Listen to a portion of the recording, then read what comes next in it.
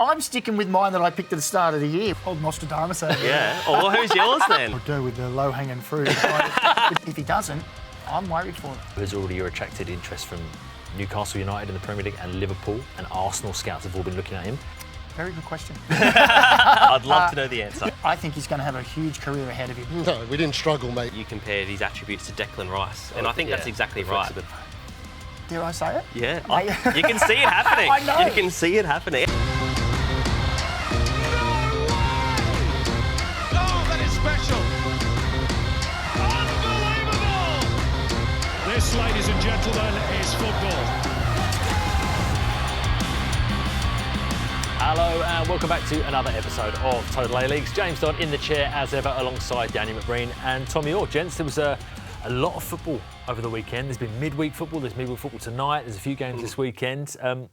Should we start with our moments of the round that was, round 19 in the Isuzu UTE A-League? Do we know what he's going to go Can with? I go in before him? Yeah, go on. Get in before him. I will go before you. I'm not going to do the Jets. Yeah, fair. You can do whatever you're going to do with them. I'm going to go with Auckland. I sat here and proclaimed that they weren't as scary as they used to be anymore, and they've suddenly gone out and won 5-0 and 3-0. Yep. The 3-0 demolition was against Melbourne City, and let's be honest, it could have been easily another 5-0. They have answered our calls of not being dangerous by going out and spanking teams, and all of a sudden I think they're dangerous again. How good's Jesse Randall been? Yeah, he's been quality. Loads of goals, loads of assists. Already got a deal moved overseas. Might be looking at that and going, I could have got a better deal. But look, he's been fantastic. A real breakout season, and they look dangerous again. And you've got to say, Sam Cosgrove started on the bench of this game, and you just feel like when he comes in, and which I think inevitably he will back into the starting lineup, that will take them to another level again. So they are finding form at a very good time of the season. Well, some would even argue that maybe they're being forced to play a different way without Sam Cosgrove, and maybe that's reaping the rewards for them. So Thomas Sorensen called them the office Jets now on the weekend after that the goalless draw against Mariners. Are they still your moment of the week? How can you possibly justify this? It can't be. I had to change, and it's going to be the Mariners for me this week, putting an end to the Jets. So it's still Jets related. It has to be Jets related. Everything's Jets related. But Mariners. I thought obviously the Jets in the first half absolutely peppered their goal. Had a goal ruled out for offside, a little bit controversially. I do think the right call was made there, but I think the Mariners did ride their luck. But you have to say the Mariners are so plucky. They're 6 games unbeaten now too, and they were great in this game, and finding form again at the right time of the season to potentially get into the 6 as well. Yeah, and you look at that squad, I think most of us had them right down the bottom of the league. I think Warren Moon and his staff have done a great job, and you can hear the way that Redders and James Donachie are talking now, and you can hear about this, we're all together and there's a good group of guys, and they're starting to ride this little bit of wave with the new signings coming in. Laval has been good. He had a great chance to try and win the game near the end. Big game for them. And you've got to say as well, great to see Hayne Eames back in the starting lineup after all his issues. I think that was only his 3rd appearance of the season, so great to see him back involved. And, when he finds his feet, I think that is the kind of player that can take them to another level again, for sure. Yeah, Warren Moon also said, didn't he, recently, that the thing that they were missing was just competition for places, and they addressed that in the mid-season transfer window. It's also very interesting, if you look at the Mariners, everybody thought that when the whole change of ownership transpired, what was that, it's kind of maybe 2 months ago now, that they might be in trouble. They're unbeaten since that happened. Yeah. So they've clearly galvanised it and used it as a tool within the club to kind of push themselves on and get the group a bit tighter. And when you talk about the signings they made in January, you just talk about all these players who came back from overseas. A few of us probably looked at them and went, Laval, Ali Ogla, they're coming back from the Championship or the NPL space where they went to there, and all of a sudden you're going, they've been great, astute signings. They're performing well, and that depth of squad as well makes a big difference. And also coming in fully fit. They've played a lot of football in recent times. It's not to say, like you've seen in other clubs, I think Melbourne City, for example, players have come in and they haven't played for a long time, and it takes them a little bit of time to kind of get up to speed, whereas from the first minute they arrived, they were ready to play, and their impact was immediate, as you both just said. My moment of the round, Dylan Scicluna, his assist against MacArthur in the latest round of action. If they did a Pushkas Award for assists, which they might do, I don't know. Never know with FIFA these days. But this is outrageous for a player who's also operating in that engine room. You are so, most people assume that he's kind of a bit of a destroyer, and he's someone that's more from a defensive perspective for the Wanderers. I mean, Dylan Scicluna has been absolutely outstanding since he came back and just got minutes under his belt, most importantly after his ACL injury. I mean, to do something like that, put it on a plate, although it's a good finish from Brandon Borello, he's done all the hard work there, showcased the running power, the technical ability with the skill, the roulette at the start. That's outstanding from Dylan Scicluna. And coming up against, Luke Bratton, Anthony Caceres, a very, very experienced and quality midfield as well. And I think that's what the wonder is this game on the weekend was the midfield. They just completely overran MacArthur and Steve Ugarkovic as well. He got his first goal and was also influential in this game. So, no, brilliant from Scicluna, and I'm sure we'll dive more into that after. We will get into Dylan Scicluna and the Wanderers, that epic win over MacArthur at the weekend. We'll come on to them in a bit. But Melbourne City is where we're going to start today's show because they have been Jekyll and Hyde this season, gents. This is last night. We're recording on Wednesday. This was last night against Buriram. Very, very, very late they left it. It was a great goal to open the scoring for Buriram. But I looked at the stats around Melbourne City. So they got a 1-1 draw in this game. They're alive going into the second leg of their round of 16 tie against Buriram next week in Thailand. They've scored 10 goals in the ACL Elite this season. They've scored 6 of those after the 80th minute. Yep. And I think even more so, 4 of those have come in 90 plus. Yep. They don't seem to be struggling. This game, they didn't create too many chances, Macca, but they're still alive. Why are we not seeing this from Melbourne City in the A-League? What can you put your finger on that says that there's a difference there? Is it a pressure thing? Is it an expectation thing? What do you see that's happening there? Very good question. And I'm sure... I'd love to know the answer. Yeah, I'm sure Emilio Vidmar's asking the same thing. But this is the thing that we're talking about in Asia, is that they find a way. Like this game last night, I'm going to be honest, at times you were like, oh my goodness. Like the passing success rate at one stage for both teams was 60%. It was poor. They never got really anything in midfield, Melbourne City, at all, which I thought was a real negative in their play. They never played through midfield. They really didn't hit the heights at all. Their play came from around the outside. Big highlight for me for them is Marcus Younis. Oh, yeah, he is a standout player for them, and I've got big raps on him. And you always felt that when it stayed 1-0, because there was a penalty shout, which rightly was not given.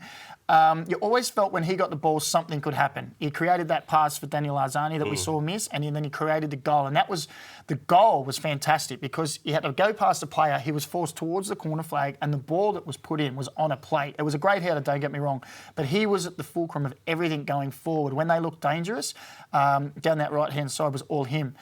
Andreas Kuhn, where we know his quality, he just can't seem to find those heights. He started off the season all right with three assists early on, injury, and he just can't seem to find that little bit of rhythm so we can see what he had last year. But if he finds that, maybe they can jump into the 6. If he doesn't, I'm worried for them. So with Marcus Younis, these kind of topics always come up, right? The form that he's in, both domestically and in Asian competition.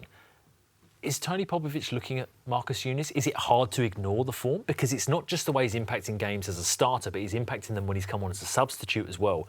I mean, the assist for Ben Mazzeo there is outstanding. And he put one on a plate, albeit for Daniel Arzani would have been offside. He put one on a plate for him there as well. He seems so dangerous and he seems so confident. Well, I think it's not only, to get national team call-ups, it's not only how good you are at your best, but how often you are at your best. And I think it's too early to put him in that discussion. But there is no doubt that, his performances, if he was to continue in this vein over the medium term to long term, he would 100% be in that discussion because you can see his quality. He's so kind of aggressive and direct and, powerful as well. Very powerful for his age as well because he's still very young. But I think he has a huge future ahead of him. But I think the World Cup is a little bit too early to start discussing seriously. So, Macca, who's better than Marcus Younis on current form in the A-League then? Well, see, I'm sitting on the other side of the thing and saying, well, we look back earlier in the year and Al Hassan Toure got called up after a couple of good games. A hat-trick. Yeah. That was it, If Marcus Younis plays the next 6 or 7 games the way he's played, and if they keep going in Asia, so maybe 8, 9, 10 games the way he's playing, I think Popper's seriously going to be looking at him because not only is he doing it in Australia, he's doing it in the Asian competition as well, which is another level up. I think he is an outside chance of travelling when you've got a squad of 26 now going to the World Cup. Yep. I think he could be one that's on that plane to go. So one final one on Marcus Younis then. He came back to the A-League in the mid-season transfer window basically to get minutes because his coach and Bromby had changed. When he went there, he was on the outer. He came back here not expecting to be anywhere near Socceroos selection.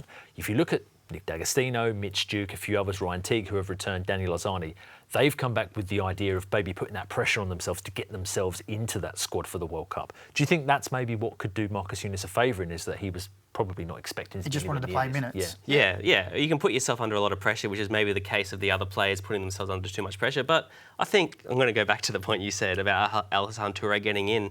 That was a window where it was 2 friendly games and there was a little bit of an experimental thing for Popper. I think there's a big difference between getting chosen for a camp like that to going to a World Cup, because you look at the players like Jackson Irvine, there was a lot of mainstays not in that squad. Okay. And I actually would love to see Younis get selected. I just can't see it happening. But I think he might be one of the ones that they could take. You know he's not going to. He might. Well, you know he's 99% not going to play. Yeah. But he comes in for the experience, because he's definitely, when you look at him, the way he's like Ocon. The same idea. Yeah, you bring him in, and it's not looking at this World Cup, but maybe the next World Cup to say, well, he's been there. We've put him in this area. We've seen what he's like in that space, and give him that taste to go away and go, keep doing what you're doing, and the next one's yours. Well, Daniel Lozani at the 2018 World Cup. It also reminds me, as an England supporter, of when Theo Walcott went to the World Cup in 2006, and it was kind of out of nowhere, but you thought maybe you can bring him on because he's that X factor that people aren't familiar with. Also, if Marcus Younis can play right wing back, then he might be in with a shout going to the 2026 FIFA World Cup. So let's touch a bit more on Melbourne City and the man behind us, Aurelia Vidmar. The league form, they've struggled this year. They're I think 9th on the ladder. They're struggling to score goals. They're not creating that many chances. Is Vidi under pressure? Well, I think we can't emphasise the importance of this second leg against Buriram, because if they get knocked out of Asia, all of a sudden the spotlight's put on them coming 8th in the A-League currently, and they're going to need to salvage a place in the finals. And Melbourne City's expectation isn't just to get into the 6, it's to win trophies. Yeah. So I think that them just scraping into the 6 and then getting knocked out of the finals also isn't a pass mark for them in the A-League. They need to get into the finals and then do something in the finals. So he is definitely under a lot of pressure, but I still think the longer he can stay in Asia and the further he can progress, I think that the A-League will kind of take a little bit of a backseat.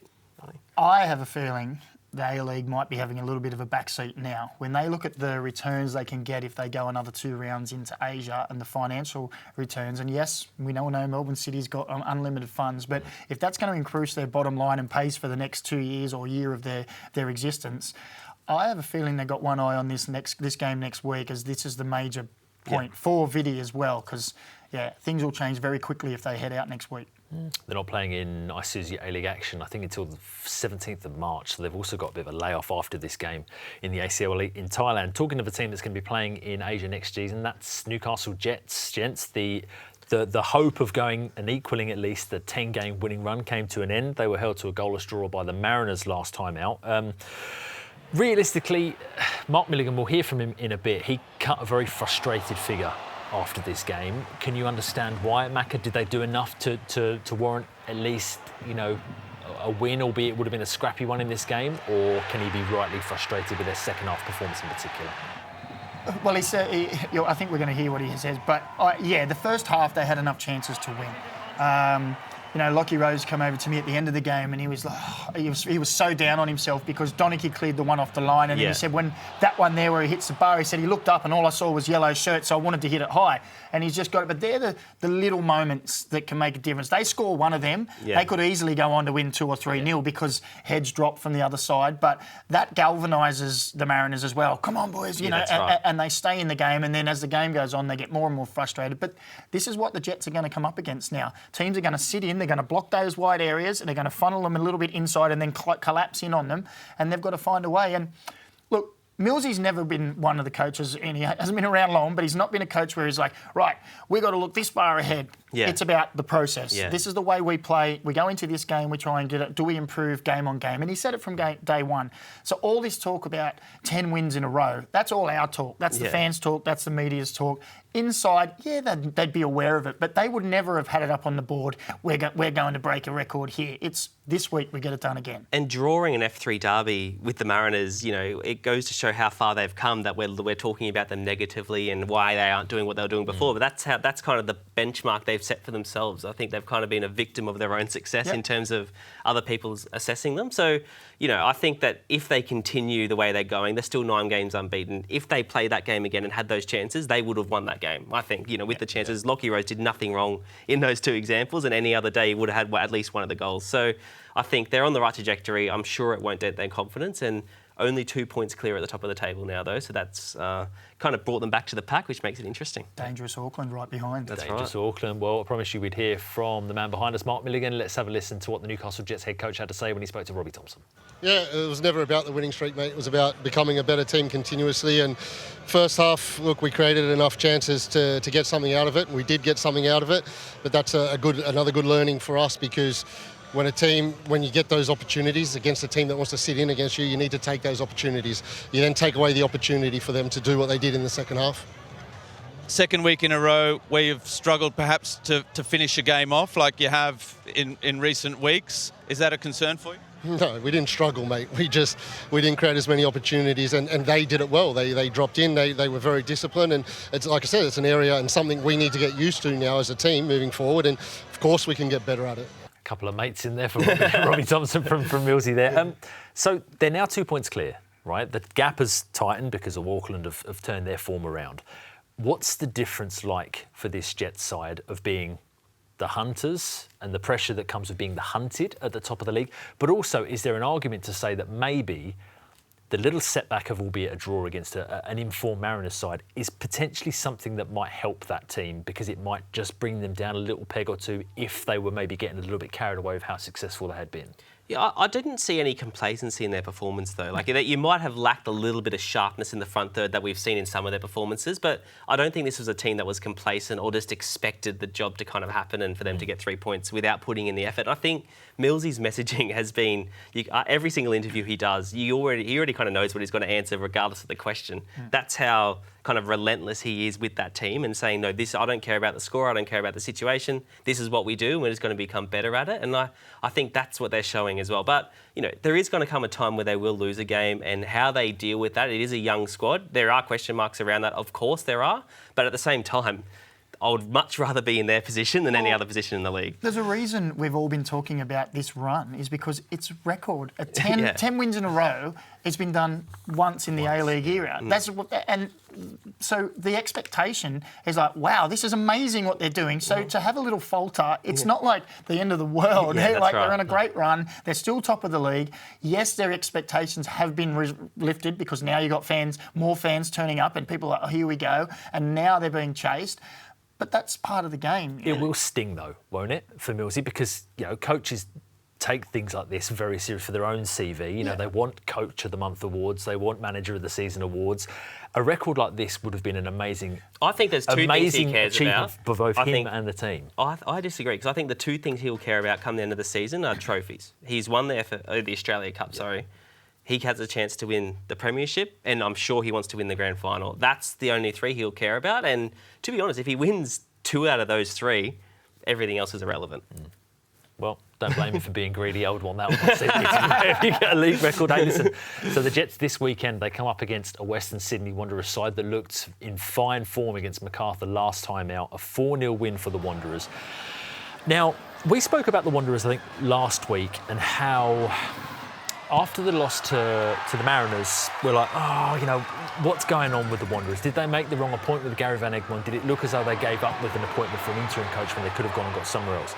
If you look at the numbers for the Wanderers, gents, they've been in great positions since Gary Van Egmond took charge. They didn't play great against Perth, but when Ryan Fraser came on, he completely changed the game. They won. They took the lead against Sydney FC in the derby. They took the lead twice. They were 2-0 up against Wellington. They twice took the lead against the Mariners. So have they been as bad as maybe the results suggest? And is actually now what you're starting to see is maybe the ideas that Gary Van Egmond and his coaching staff have been implementing are now coming to the fore, and they've actually maybe turned a bit of a corner?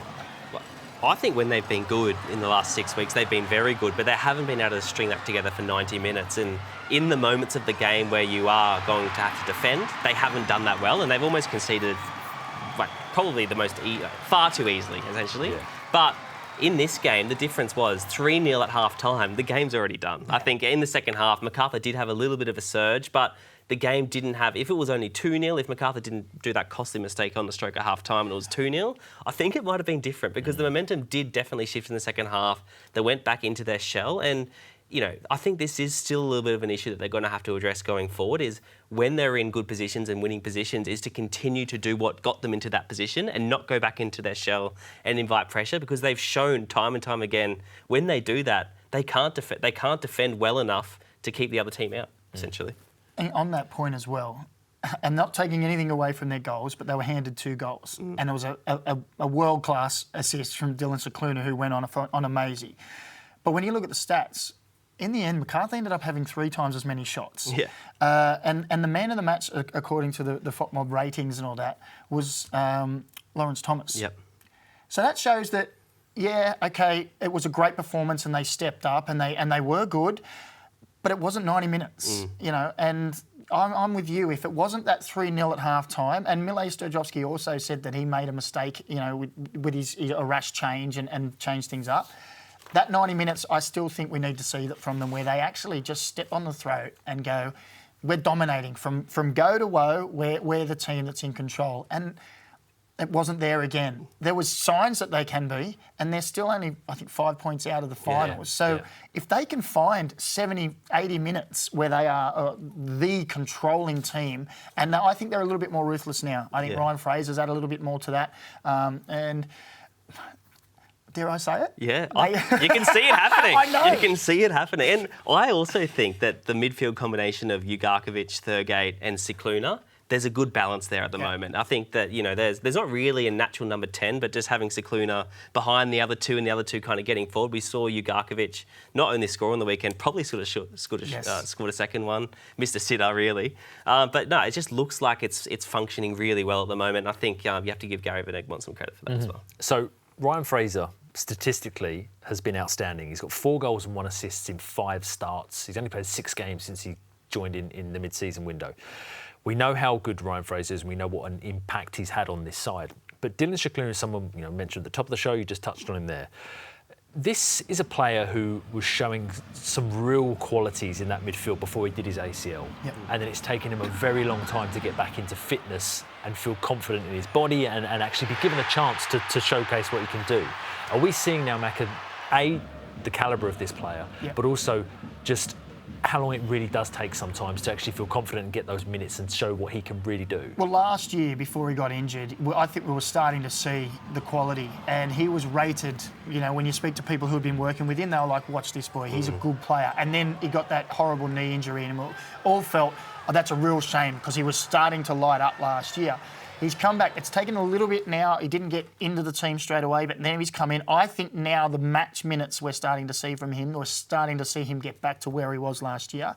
And, yeah, he is a quality player, and I think he's going to have a huge career ahead of him, because not only does he break down the play and everything, but he's got such a keen eye for a pass, when to release, short and long passing as well. And we saw on the weekend that he can actually dribble when he wants to as well. Yeah. I agree. I think his ceiling is so high because there aren't many midfielders with his attributes. He's very rounded. But what really impresses me about him is when he's played a ball, sometimes in that number 6 area, you get players who get the ball and they just play it back to the centre-back, or they play it very safe and they're not aware. He's very aware of his surroundings. He'll let the ball run across his body, away from the defender. His first touch is always in the right areas, and when it's not, he's strong enough to push the defender away. And I think that when Matt Leckie played in the midfield, that's similar characteristics that he had. He was very muscular and kind of just, you couldn't really get the ball off him, and I don't know, he had a way of kind of driving with the ball. He's exactly the same. I think he's probably a number 8 more than a number 6, but he can play anywhere in the midfield, and if he keeps playing like this, I think he has, you know, a huge, huge career ahead of him. Yeah, outstanding performance from Dylan Scicluna. Let's hear from him now. He spoke to some bloke called Tommy Orr at the weekend after that impressive performance and impressive win for the Wanderers. I've got to ask you about your assists, because you kind of channeled your inner Gareth Bale with that run up the sideline there. It was a phenomenal run from you. And can you talk us through what was going through your mind, or were you just kind of taking it as it came, you know, going past defenders at ease?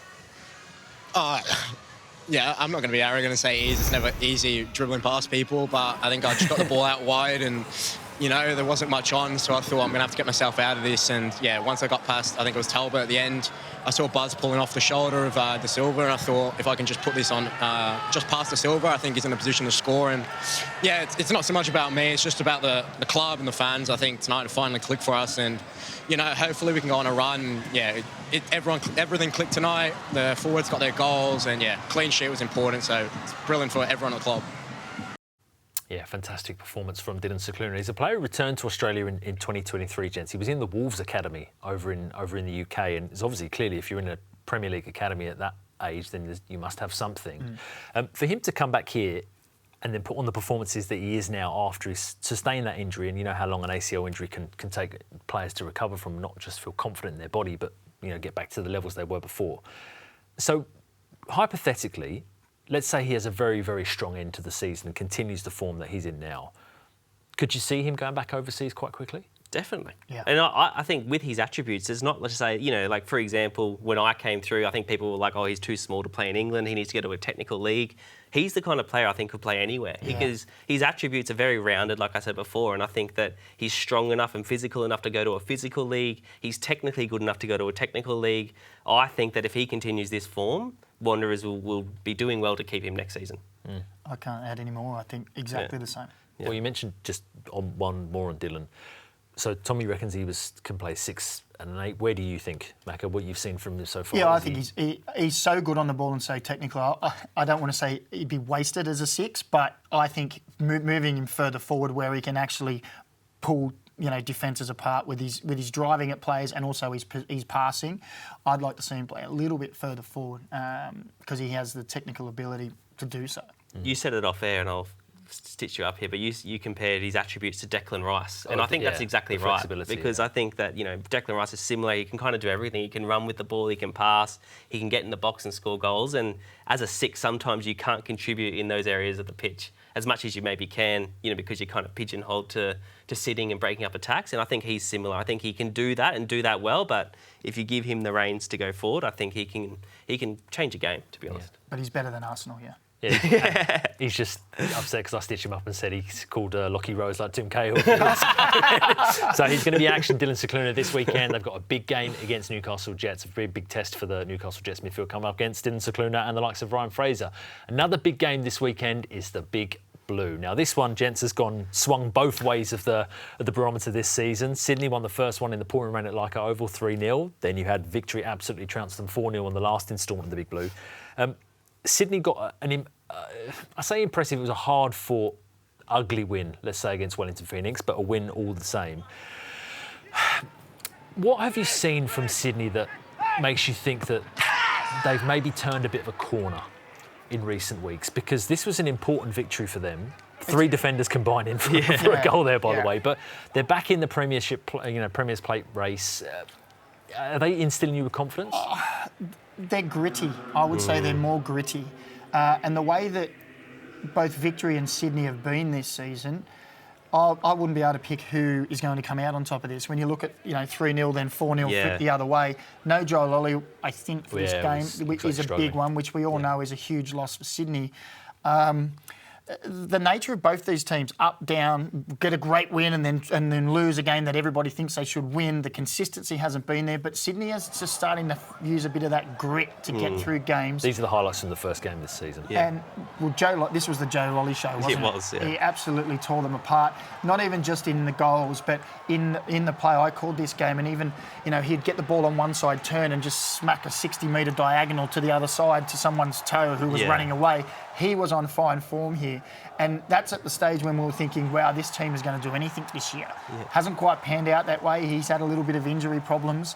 They need him firing coming towards the back end of the season. Yeah, I think as well, I think without him, they don't create enough opportunities. No. They get into good areas of the pitch, but then the final ball is either lacking or, I don't know, they just don't have that X factor when he's not in the side. And this is a big call, and I know the table might tell a different story, but I think if you look at Victory and look at Sydney and both of those teams at their best, I've been more impressed with Victory at their best. Yep. But Victory, like Sydney, hasn't been at their best often enough, and I think that's been the big issue. So going into this game, it's completely dependent on which version of these teams are we going to see, and we've seen the best version and the worst version of both of these teams too regularly, and I think any team that turns up wins. I suppose from Ufuk Taleh's perspective, the positive for them is that with no Joe Lolly, assuming he is going to be out, they've still got Ahmed Arslan, Apostolos Stamatolopoulos, Abel Wallety's back now from a groin injury, Alhassan Toure is fit now, Campazano and Kispe are still there as thereabouts. Thiago Quintal has been outstanding for them recently. So if we're going to look at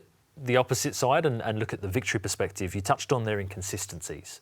Apart from Juan Mata, who has been Mr. Consistent this season, 10 assists now, created by far and away more chances than any other player in the league. Why have they been so inconsistent? Well, that's a great question. I think as well, similarly to a lot of the teams, I think their finishing did let them down earlier in the season, and they definitely did turn a corner in that regard.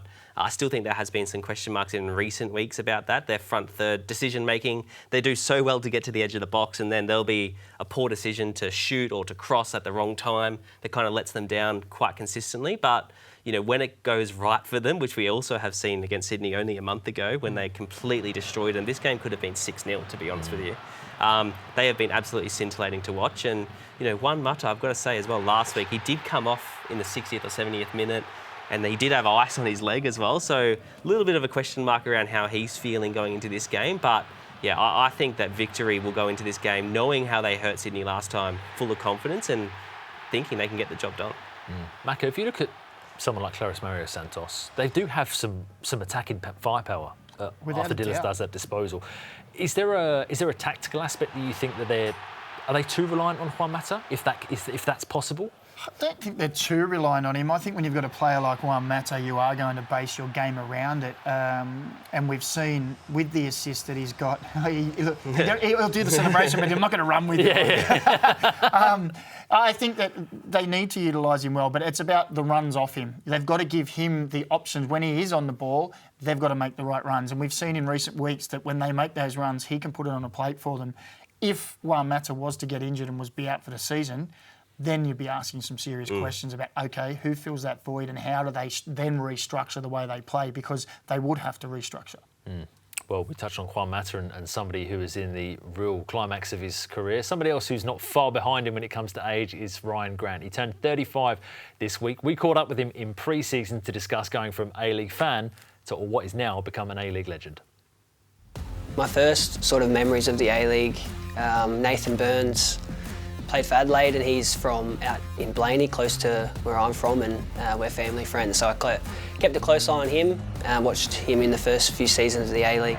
Burns with a shot! He's on fire! He was obviously a very different player to me. Burnsy's sort of had the swivel of the hips and could score goals. Pretty attractive on the eye, his style of game. Nathan Burns! And just sort of starting like a house on fire and having a really good couple of seasons before he made the move over. So, yeah, just having someone I knew closely was awesome to sort of look up to, but then, just to sort of watch him do really well was cool too. Once I moved to Sydney, I used to get down and watch Sydney FC when I was at the New South Wales Institute of Sport. All the boys would jump on a train and get to Allianz and watch a few Sydney FC games, which was pretty cool. And yeah, to be here now after all that's pretty awesome. I remember Terry McFlynn scored a pretty impressive goal. I think we got in quite late, the train was delayed, so we didn't get to see the whole game. McFlynn, a wonder strike from the Northern Irishman. I remember him scoring and running off celebrating, so that was probably a pretty cool memory to have thinking back. For my debut, I found out halfway through the week and was pretty nervous, as everyone is. I think I was 17 at the time. Another sign of the changing of the guard here at Sydney FC. Rhyan Grant, the 17-year-old from the Australian Institute of Sport, becomes the 30th player used by John Cosmina this season. Was sitting on the bench and came on with probably 20 minutes to go or something like that. Came on at right back. Came on for Anthony Golek. For a swap in the back line. So, only played about 20 odd minutes, I think, if that. And honestly, don't remember much of the game. There wasn't too many details. I remember just the fact that I got on and was happy to get my debut. My favourite all-time A-League moment, on a personal point of view, I've been lucky enough to score in a couple of grand finals, so it's always hard to go past them. It's in off Rhyan Grant! All square in the grand final! Picking out Rhyan Grant, chesting it home! The kid from Canandra! He scored another grand final goal on Rhyan Grant's nipple. Into the back of the net. More recently was my goal against the Wanderers at their stadium in front of their, I suppose, fans, but right in front of our travelling fans too. I scored a header, which was pretty cool, and got to celebrate with our fans out in Western Sydney. What a beauty for Sydney FC! And it's the skipper of the night, Rhyan Grant, to send those sky blue hordes into ecstasy. As many good moments as there's been over the years, I think that's the most recent one that I like to look back on. It's pretty surreal when you sort of sit back and look at it. When I first moved to Sydney, I was 15.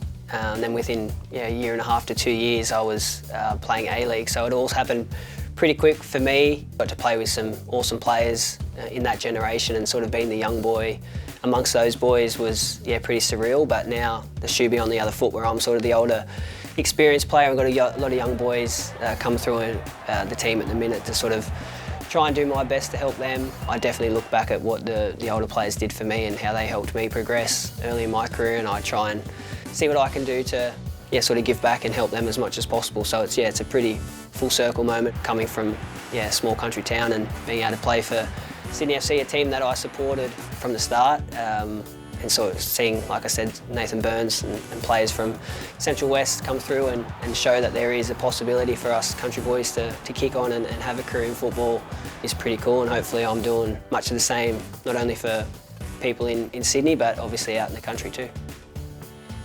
Yeah, fantastic stuff there from Rhyan Grant. You can hear more from him and teammate Alex Grant. They're part of a new show that we've got coming up with the two gentlemen to my left.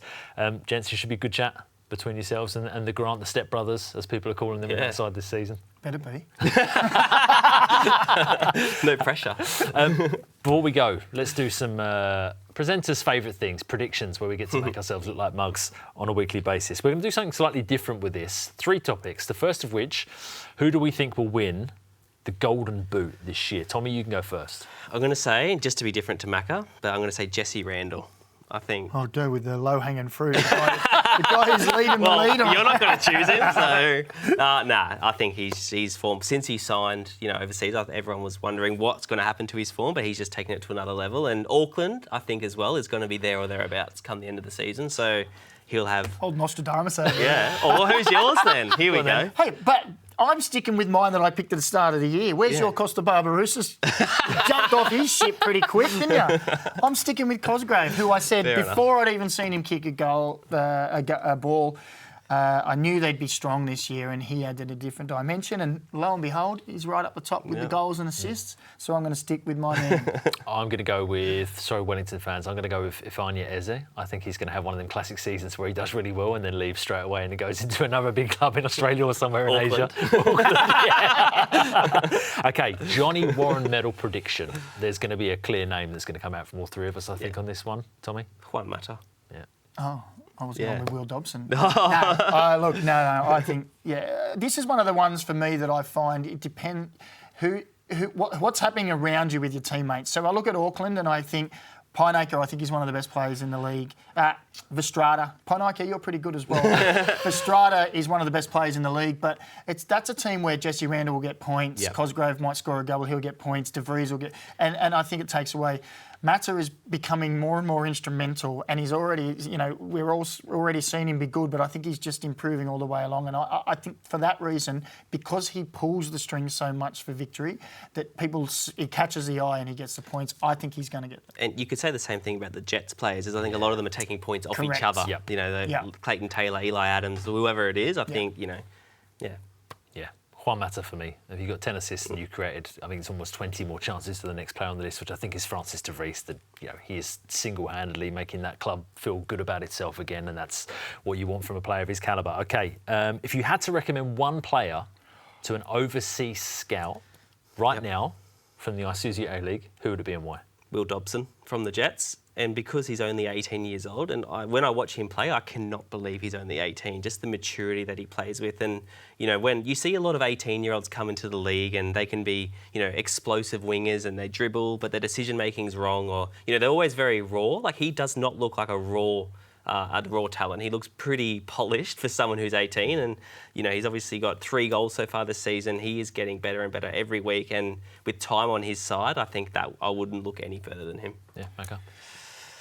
He was on my short list, as were a couple of other Jets players. Trying to get this down to one was hard. I was looking at Marcus Younis and Dylan Scicluna, and I know we've spoke about both of them at today. I'm flipping a coin between the two. Yeah. And whoever comes down, I think they've both got a really high ceiling, exceptional talents. Are you going to press me for one? Yeah, pick one. Don't sit on the fence. Marcus Younis. Younis. My pick is going to be someone that I know has already attracted interest from Newcastle United in the Premier League and Liverpool and Arsenal scouts have all been looking at him, Rhyan Eames.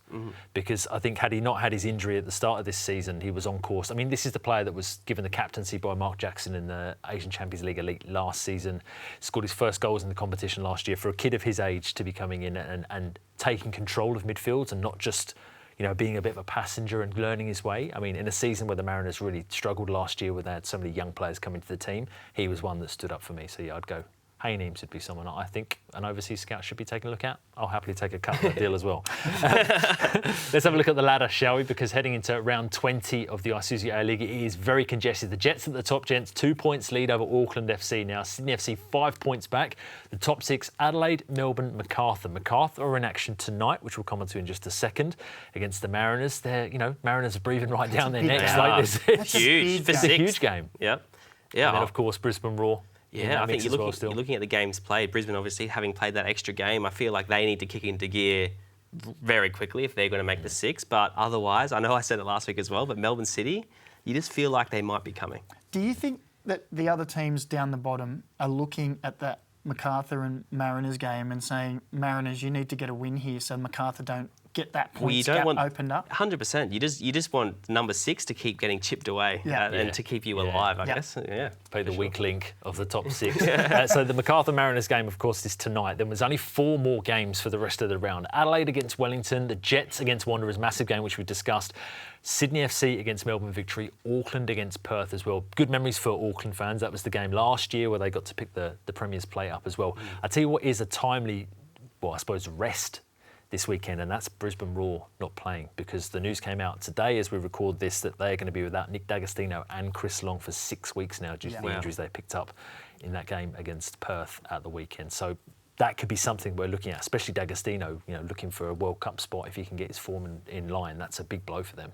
Well, it's a huge blow, but they've also picked up Andy Bernal, so the fire and brimstone. Keep it going, Andy. That will do us for this week's episode of Touted A-League. Thank you ever so much for watching wherever you are when you do watch this show. Go out and enjoy the football this weekend. We'll see you next time.